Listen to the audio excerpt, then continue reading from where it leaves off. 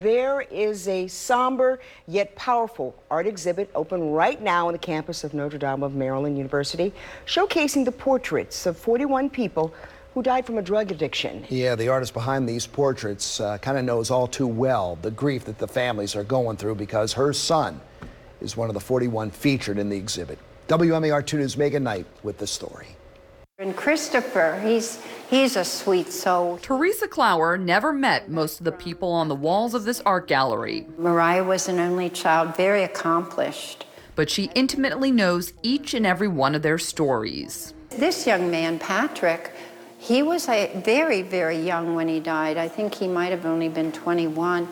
The only one she's ever met is Devin, her son. Devin was a really funny, very, very gregarious fellow.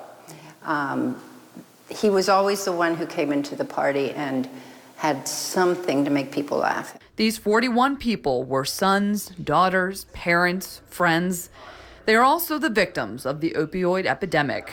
Devin's portrait is the first one Theresa drew not long after he died in 2018. I really labored over that and just studied every little nuance of his face, and I really was feeling like I was visiting with him. And at the end of that was incredibly powerful. The floodgates just opened. It inspired her to draw portraits of others who lived and died like Devin. She calls the project Into Light. Defining them as people with all shades of gray and light and dark, right? Well, that's what we all are. Her artwork is now on display at the Gormley Gallery at Notre of Maryland University.